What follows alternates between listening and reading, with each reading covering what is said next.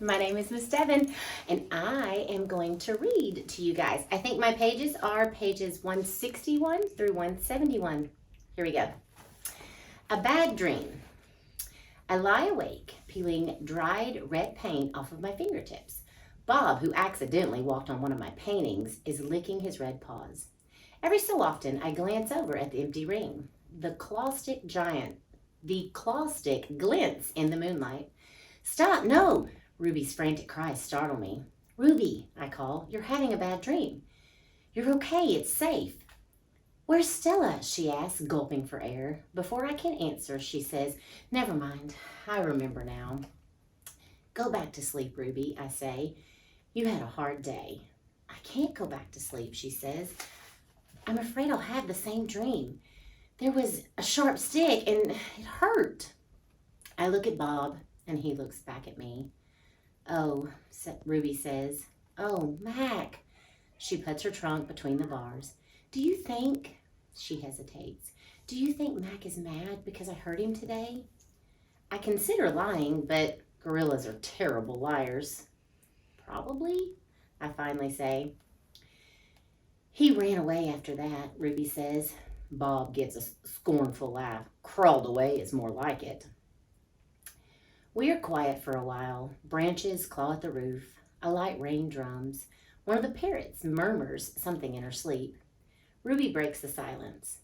Ivan, I smell something funny. He can't help it, Bob says. I believe she's referring to the finger paints Julia gave me, I say. What are finger paints? Ruby asks. You make pictures with them, I explain. Ooh, could you make a picture for me? Maybe someday. I remember Julia's picture, the one that will be worth $1 million. I hold it up to the glass. Look, it's you. Julia made it. It's hard to see, Ruby says. There's not much moonlight. Why do I have 2 trunks? I examine the picture. Those are feet. Why do I have 2 feet? That's called artistic license, Bob says. Ruby sighs. Could you tell me another story? She asks. I don't think I can ever go back to sleep. I told you all I remember, I say with a helpless shrug. Then tell me a new story, she says. Make something up. I try to think, but my thoughts keep returning to Mac and his claw stick. Anything yet? Ruby asks. I'm working on it. Ivan, Ruby presses. Bob said you're going to save me. I search for true words. I'm working on that too. Ivan, Ruby says in a voice so low I can barely hear her. I have another question. I can tell from the sound of her voice that this will be a question I don't want to answer. Ruby taps her trunk against the rusty iron bars of her door. Do you think, she asks, that I'll die in this domain someday, like Aunt Stella? Once again, I consider lying, but when I look at Ruby, the half-formed words die in my throat. Not if I can help it, I say instead. I feel something tighten in my chest, something dark and hot. And it's not a domain, I add. I pause and then I say it. It's a cage. The story. I look at the ring layered with fresh sawdust. I look at the skylight and the half-hidden moon. I just thought of a story, I say. Ooh, is it a made-up story or a true one? Ruby asks. True, I say. I hope. Ruby leans against the bars. Her eyes hold the pale moon in them, the way a still pond holds stars. Once upon a time, I say, there was a baby elephant. She was smart and brave, and she needed to go to a place called a zoo. What's a zoo? Ruby asks. A zoo, Ruby, is a place where humans make amends. A good zoo is a place where humans care for animals and keep them safe. Did the baby elephant get to go to the zoo? Ruby asks softly. I don't answer right away.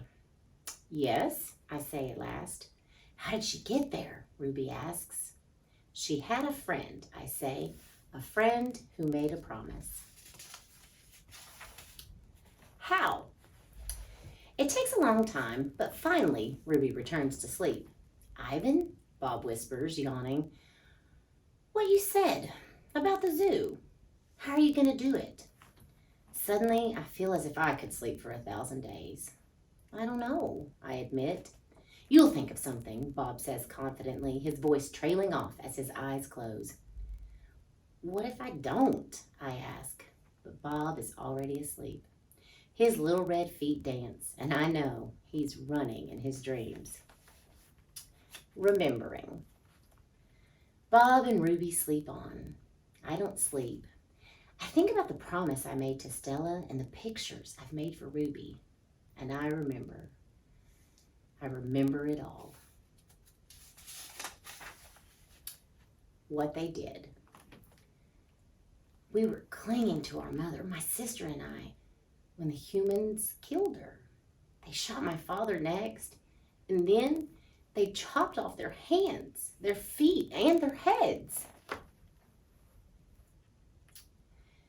Something else to buy. There is a cluttered, musty store near my cage. They sell an ashtray there. It's made from the hands of a gorilla.